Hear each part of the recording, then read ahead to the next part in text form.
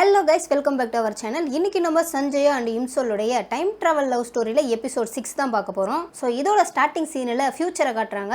So நம்ம heroine வந்து wheel சேரில் உட்காந்துட்டு ஏதோ ஹெட்செட்டில் கேட்டுட்டு இருக்காங்க. என்ன கேட்டுட்டு இருக்காங்கன்னு பார்த்தீங்கன்னா, நம்ம ஹீரோ சஞ்சயா இருக்கார்ல, அவர் ஒரு இன்டர்வியூ கொடுத்துருக்காரு ஏதோ ஒரு சேனலுக்கு. அதில் அந்த ஆங்கர் கேட்குறாங்க, சஞ்சயா உங்களுடைய ஃபர்ஸ்ட் லவ் பற்றி நீங்கள் சொல்லுங்கள் உங்கள் வியூவர்ஸ்க்காக அப்படின்னு கேட்குறாங்க. அதுக்கு நம்ம ஹீரோ வந்து, என்னோட ஃபர்ஸ்ட் லவ்வா, அது வந்து ரொம்ப அழகான விஷயம், அது ரொம்ப ஸ்பெஷல் மூமெண்ட் எனக்கு. அவளை நான் ஃபர்ஸ்ட் வந்து மழை பெய்யும் போது தான் பார்த்தேன். ஒரு எல்லோ கலரில் கொடையை வச்சுட்டு என்னை நோக்கி அவள் சிரிச்ச முகத்தோட ஓடி வந்தா. அவளை பார்த்த உடனே எனக்கு அவ்வளவு பிடிச்சிருச்சு, அப்படியே பட்டர்ஃப்ளை எல்லாம் பறந்துச்சு அப்படின்ற மாதிரி சொல்றாரு. இதெல்லாம் கேட்டுட்டு நம்ம ஹீரோயின், யாரா இருக்கும் அந்த பொண்ணு செம்ம லக்கியா தான் இருப்பா கண்டிப்பா அப்படின்ற மாதிரி யோசிச்சுக்கிறாங்க. ஆனா அந்த குழந்தையே நீங்க தான் சார் அப்படின்ற மாதிரி அந்த பொண்ணே ஹீரோயின் தான் அப்படின்றது நம்ம ஹீரோயினுக்கு இன்னும் தெரியல. ஸோ இந்த சீன் முடிஞ்சதுக்கு அப்புறம் இப்போ பேக் டு பாஸ்ட்டுக்கு வராங்க. இங்க பாத்தீங்கன்னா இந்த தேசாங் பையனும் அவனுக்கு ஒரு ஃப்ரெண்ட் இருக்கான். அவங்க ரெண்டு பேரும் வந்து பேசிக்கிட்டு இருக்காங்க. அப்ப இந்த ஃப்ரெண்டு கேட்கறான், டே உனக்கும் இம்சலுக்கும் எப்படிடா போயிட்டு இருக்கு அப்படின்ற மாதிரி கேட்கறான். அதுக்கு இந்த தேசாங் பையன் வந்து, போயிட்டு இருக்குடா ஏதோ அப்படின்ற மாதிரி சொல்றான். அதுக்கு இந்த ஃப்ரெண்டு சொல்றான், நம்ம கிளாஸ்ல இருக்க ஒரு பொண்ணு உன்னை லவ் டார்ச்சர் பண்ணி சாவடிக்கிறான்றதுக்காக தான் அவகிட்ட போயிட்டு நான் இம்சோல லவ் பண்றேன்னு ஒரு பிட்டை போட்டேன். அந்த பிட்டை அப்படியே கண்டினியூ பண்றதுக்காக நீயும் இம்சோல் கிட்ட பேசி பழக ஆரம்பிச்ச. இப்போ என்னமோ அப்படியே டீப்பா உண்மையிலேயே லவ் பண்ற மாதிரியே ஃபீல் பண்றியடா அப்படின்னு கேட்கறான். அதாவது இந்த தேசாங் பையன் வந்து எதுக்காக நம்ம ஹீரோயின் கிட்ட வந்து பேசி பழகி இருக்கான்னு பாத்தீங்கன்னா, ஆல்ரெடி அவங்க கிளாஸ்ல ஒரு பொண்ணு உன்னை லவ் டார்ச்சர் பண்ணி சாவடிச்சிருக்கு போல, அந்த பொண்ணு கிட்ட இருந்து எஸ்கேப் ஆகிறதுக்காக நான் வந்து இம்சோல லவ் பண்றேன், நீ இனிமே என்ன டிஸ்டர்ப் பண்ணாத அப்படின்ற மாதிரி ஒரு பிட்டை விட்டுருப்பாரு போல.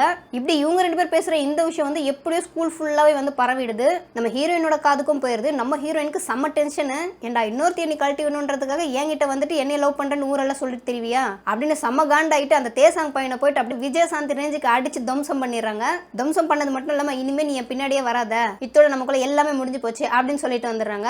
அப்படியே இந்த பக்கம் பாத்தீங்கன்னா இந்த விஷயம் இப்போ ஹீரோக்கும் தெரிஞ்சிருச்சு. அடுத்த சீன்ல நம்ம ஹீரோவும் அவரோட ஃப்ரெண்டும் நடந்து வந்துட்டே இருக்காங்க. நம்ம ஹீரோ வந்து பாத்தீங்கன்னா அப்படியே பயங்கரமா புலம்பிட்டே வர்றாரு அவர் ஃப்ரெண்டு கிட்ட. சோ இந்த தேசாங் பையன் இப்படி பண்றானேடா, ஐயோ என்னால பொறுக்கவே முடியலடா, அவன் இம்சோல இப்படி ஏமாத்திட்டு இருக்கானே, என்னால தாங்க முடியலடா அப்படி இப்படின்னு பேசிட்டு வர்றாரு. அப்படியே ஒரு ஏற்கனவே சமகான்ல வந்துகிட்டு இருக்கும்போது இந்த தேசாங் பையன் அவன் ஃப்ரெண்டு கூட உட்காந்து பேசிட்டு இருக்கதை பாக்குறாரு. முடிஞ்சிச்சுடா, மாட்டினாண்டா இன்னைக்கு இவனை சின்ன பின்னமா ஆக்கிடுறா அப்படின்னு சொல்லிட்டு அப்படியே செம்ம கோவத்துல நம்ம ஹீரோ வந்து தேசாங் பையன் மூஞ்சிலே ஒரு குத்து விடலான்னு போறாரு. அப்ப பாத்தீங்கன்னா இந்த தேசாங் பையன் இம்சோல் கிட்ட ஆடி வாங்கின விஷயம், இம்சோல் வந்து இப்படி திட்டிட்டு போன விஷயம் எல்லாத்தையும் அவர் ஃப்ரெண்டு கிட்ட சொல்லிட்டு இருக்காரு. இதை நம்ம ஹீரோ கேட்டுறாரு. கேட்டோன்னா அவருக்கு அப்படியே ரொம்ப சந்தோஷமா இருக்கு. ஆமா இப்போ நீ என்ன சொன்ன உன் ஃப்ரெண்டு கிட்ட, இம்சோல் உன்னை பிரேக்கப் பண்ணிட்டாளா, அவ உங்ககிட்ட சண்டை போட்டாளா, உன்னை அடிச்சாளா அப்படி சொல்லிட்டு ரொம்ப சந்தோஷமா கேக்குறாரு. அதுக்கு அந்த தேசாங் பையன் வந்து, இதுல உனக்கு என்னடா சந்தோஷம், ஏன் பல்ல காட்டுற இப்படி அப்படின்னு கேக்குறாரு. ஓகே பிரேக்கப் ஆயிடுச்சுல, நீ ஒன்னும் கவலைப்படாதரா, வேற ஏதாவது பொண்ணு உனக்கு கிடைப்பா, நல்ல பொண்ணா கிடைப்பா அப்படின்னு சொல்லிட்டு சிரிச்சுட்டே சந்தோஷத்துல நம்ம ஹீரோ போயிடுறாரு. இதுக்கு அடுத்த சீன்ல நம்ம ஹீரோயின் பாத்தீங்கன்னா வீட்டுல உட்காந்துட்டு வெங்காயத்தை உரிச்சுக்கிட்டு இருக்காங்க. சோ வெங்காயம் உரிக்கும் போது யூசுவலா வந்து எல்லாருக்கும் கண்ணுல தண்ணி வரும் இல்லையா, அப்படி நம்ம ஹீரோயினுக்கு கண்ணுல சாரையா தண்ணி ஊத்திக்கிட்டு இருக்கு.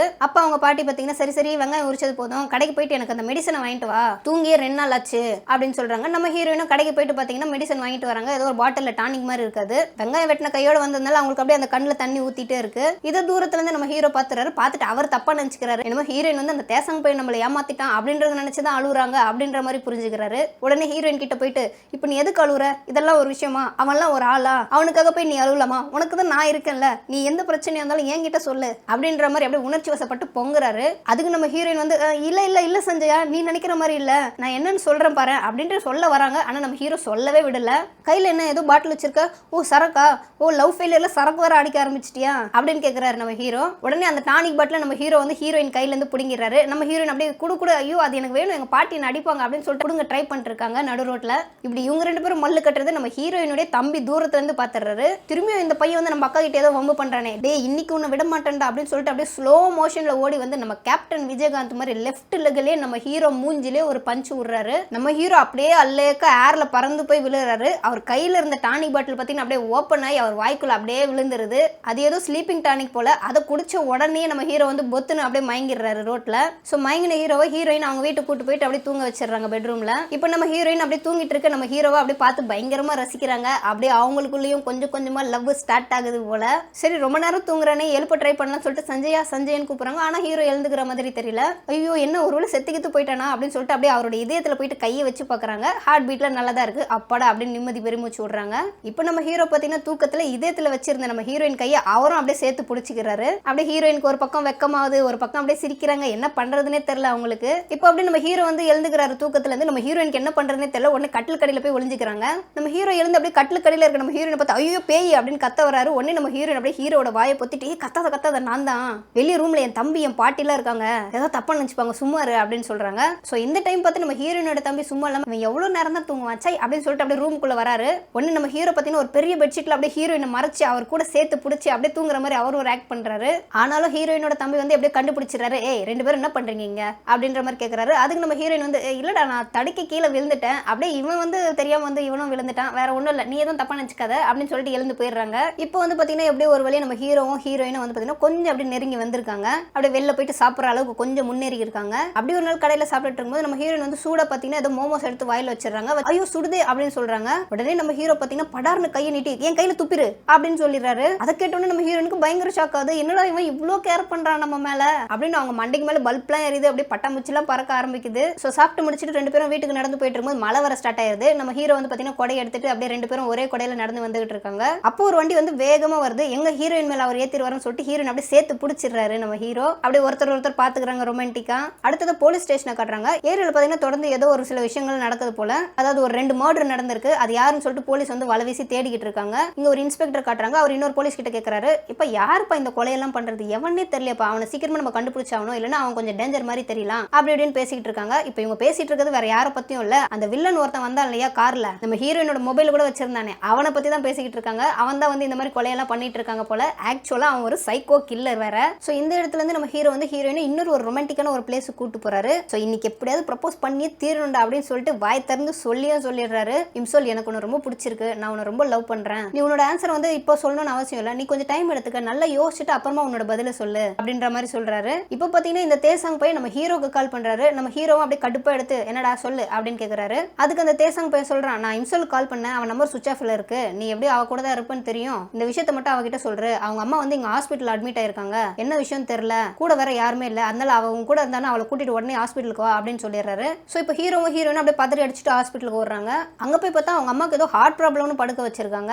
அப்ப டாக்டர்லாம் சொல்றாங்க உங்க அம்மாக்கு தெரிஞ்ச ஒருத்தர் தான் அட்மிட் பண்ணாரு, சோ அவங்களுக்கு வந்து சர்ஜரி பண்ணிருக்கோம், அவங்க ஒரு சில மாசம் வந்து ரெஸ்ட் எடுத்தாங்கன்னா எல்லாமே சரியா போயிடும், அவங்க தான் வந்து அவங்க வீட்டுல இதை யாருக்குமே தெரிய வேணாம் அப்படின்ற மாதிரி சொல்லிட்டாங்க. சரி எனிவே உங்களுக்கு தெரிஞ்சிச்சு அவங்களோட பொண்ணு, கொஞ்சம் பாத்துக்கோங்க உங்க அம்மாவை அப்படின்னு சொல்லிடுறாங்க. இப்போ நம்ம ஹீரோ வந்து பாத்தீங்கன்னா ஹீரோயினுக்கு வந்து அப்படியே ஆறுதல் சொல்லிட்டு இருக்காரு. அது சர்ஜரியில நல்லபடியா முடிஞ்சிச்சு இம்சோல், நீ எதுக்குமே கவலைப்படாத, நீ ஏதாவது சாப்பிட்டியா, உனக்கு ஏதாவது வாங்கிட்டு வரட்டுமா அப்படின்னு கேக்குறாரு. அப்ப நம்ம ஹீரோயின் பாத்தீங்கன்னா ஹீரோ கிட்ட சொல்றாங்க, நீ வந்து நிறைய விஷயங்கள் வந்து தப்பா புரிஞ்சுக்கிட்டேன்னு நினைக்கிறேன், நான் உன் கூட பேசினது பழகுனது இது எல்லாத்தையும் தான் சொல்றேன், உன்னோட ஃபீலிங்ஸ் வந்து என்னால அக்செப்ட் பண்ண முடியாது, நீ உன் லைஃப் பாத்துக்க, நீ நல்லா படி, நீ எப்போ ஹாப்பியா இரு, நீ என்ன மறந்துரு அப்படின்ற மாதிரி ஒரு பெரிய குண்டா தூக்கி ஹீரோ தலையிலேயே போட்டுறாங்க. நம்ம ஹீரோ பாத்தீங்கன்னா அப்படியே ஐயோ நெஞ்சில இடியே விழுந்துருச்சு அப்படின்னு சொல்லிட்டு அப்படியே உட்கார்ந்து இருக்காரு. ஆனா இது எல்லாமே வந்து பாத்தீங்கன்னா பொய்யா தான் சொல்லிட்டு வந்திருக்காங்க நம்ம ஹீரோயின். அவங்களுடைய மனசுக்குள்ளேயும் வந்து ஹீரோ மேல வந்து கொஞ்சம் லைட்டா ஆசைகள்லாம் இருக்குதான். ஏன்னா இவங்க இந்த பாஸ்ட்டுக்கு டைம் டிராவல் பண்ணி 2 மாசம் முடிய போகுது. சோ இப்போ இவங்க எப்படியும் வந்து ஃபியூச்சருக்கு போயிருவாங்க எந்த டைம் வேணாலும். இப்போ இவங்க ஹீரோட லவ் அக்செப்ட் பண்ணிட்டா இது ஃபியூச்சர்ல என்ன விதமான மாற்றங்களை கொண்டு வரும்ன்றது அவங்களுக்கு தெரியல அப்படின்ற மாதிரி நினைச்சு மனசை கல்லாக்கிக்கிட்டு தான் இப்படி சொல்லிட்டு வந்திருக்காங்க நம்ம ஹீரோ கிட்ட. சொன்னதுனால ஒரு ஓரமா வந்து உட்காந்து தேம்பி தேம்பி அழுதுகிட்டு வேற இருக்காங்க. ஐயோ இப்படி சொல்லிட்டோமே ஹீரோ கிட்ட, அவனை ஹர்ட் பண்ணிட்டோமே நினைச்சு. இப்போ அடுத்ததா பாத்தீங்கன்னா அந்த நாள் வருது. அதாவது எந்த நாள்னா இந்த சீரீஸ்லயே மிக மிக ஒரு முக்கியமான நாள். நம்ம ஹீரோயினுக்கு வந்து ஆக்சிடென்ட் ஆகி அந்த 2 காலம் போயிரும் இல்லையா, அந்த நாள் வருது. ஆக்சுவலா ஹீரோயினுக்கு பாத்தீங்கன்னா அந்த ஆக்சிடென்ட்க்கு அப்புறம் சில விஷயங்கள் எல்லாம் மறந்து போயிருச்சு. அவங்க ரோட்ல போயிட்டு இருக்கும்போது ஏதோ ஒரு கார் வந்து அவங்களை இடிச்சிருச்சு, அதனால கால் போயிருச்சு அப்படின்ற மாதிரி அவங்களோட மைண்ட்ல இருக்கு. சோ அந்த சேம் டே வந்து இப்போ பாஸ்ட்ல வந்திருக்கு. அதனால ஹீரோயின் வந்து இப்போ கொஞ்சம் கவனமா இருக்காங்க. ஏன்னா அவங்க டைம் டிராவல் பண்ணி வந்திருக்காங்க இல்லையா. சோ இன்னைக்கு நம்ம வீட்டை விட்டு எங்கேயுமே வெளியே போக கூடாது, நம்ம வெளியே போனா தானே ஆக்சிடென்ட் நடக்கும், நம்மளுக்கு காலம் இல்லாம போயிடும், சோ நம்ம வீட்லயே இருக்கலாம், அப்ப நம்ம ஃபியூச்சருக்கு திரும்பி போகும்போது அப்ப நமக்கு கால் இருக்கும் அப்படின்ற மாதிரி யோசிக்கிறாங்க. இப்போ இந்த டைம் பாத்தீங்கன்னா நம்ம ஹீரோ வந்து ஹீரோயினுக்கு ஒரு மெசேஜ் அனுப்புறாரு. நான் உன்னை கடைசியா ஒரு தடவை பார்க்கணும், உங்ககிட்ட கொஞ்சம் பேசணும், நான் உன்னை ஃபோர்ஸ்லாம் பண்ணல, நீ என்ன லவ்லாம் ஒன்றும் பண்ண தேவையில்ல, ஆனா வந்து ஒரு சில விஷயங்களை நான் உங்ககிட்ட சொல்லணும், என் மனசுல இருக்க நிறைய விஷயங்களை, அதனால மீட் பண்ணலாமா அப்படின்னு கேட்கறாரு. நம்ம ஹீரோயின் தான் இன்னைக்கு எங்கேயுமே வெளில போக கூடாதுன்ற ஒரு பிடிவாதத்துல இருக்காங்களே, அதனால அவங்க வந்து இல்ல இன்னைக்கு என்னால வர முடியாது, நம்ம இன்னொரு நாள் இதை பத்தி பேசிக்கலாம் அப்படின்னு சொல்லிடுறாங்க. ஆனா வீட்டு ஜன்னல்ல இருந்து வெளில பாக்குறாங்க நம்ம ஹீரோ வந்து பாத்தீங்கன்னா அப்படியே மனசு உடைஞ்சு போய் சோகமா எங்கோ நடந்து போயிட்டு இருக்காரு. இது பார்த்ததும் நம்ம ஹீரோயினால தாங்கவே முடியல. ஐயோ இப்பதான் நம்ம ரிஜெக்ட் வேற பண்ணிருக்கோம், அவன் வேற சோகமா எங்க போறான்னு தெரியலையே, ரொம்ப ஏதாவது எங்கேயாவது போய் ஃபீல் பண்ண போறான், சரி பரவாயில்ல இங்க பக்கத்துல வரைக்கும் போயிட்டு அவன் எங்க இருக்கான்னு பாத்துட்டு வந்துடலாம் அப்படின்னு சொல்லிட்டு வீட்டுல இருந்து வெளில வந்துடுறாங்க. அவங்க வெளில வரும்போது பாத்தீங்கன்னா பயங்கரமா மழை பெய்யுது. சோ அவங்க வீட்டுல இருக்க ஒரு கொடையை பிடிச்சிட்டு அவங்க வெளில வந்துட்டே இருக்காங்க. அப்ப பாத்தீங்கன்னா ஏதோ ஒரு டெலிவரி பையன் அப்படியே நம்ம ஹீரோயினை கிராஸ் பண்ணி போறாங்க. லைஃப்ல ஒரு சில விஷயங்களை பார்க்கும்போது தேஜாவு இது ஏற்கனவே நடந்த மாதிரி இருக்கே அப்படின்னு நம்மளுக்கு ஃபீல் ஆகும் இல்லையா. இப்போ இந்த சீனை பார்க்கும்போது நம்ம ஹீரோயினுக்கு பழசு எல்லாமே ஞாபகம் வருது.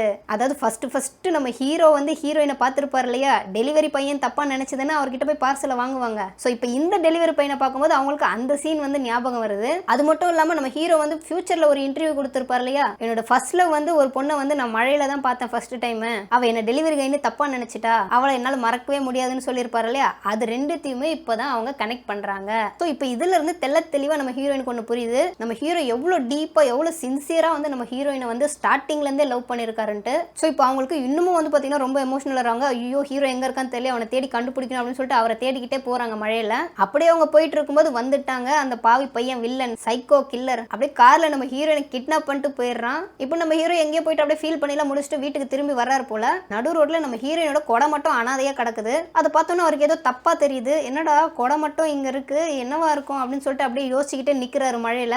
இத்தோட இந்த எபிசோடு இங்க முடியுது. அடுத்த எபிசோட்ல உங்க எல்லாருமே மீட் பண்றேன். Until then by.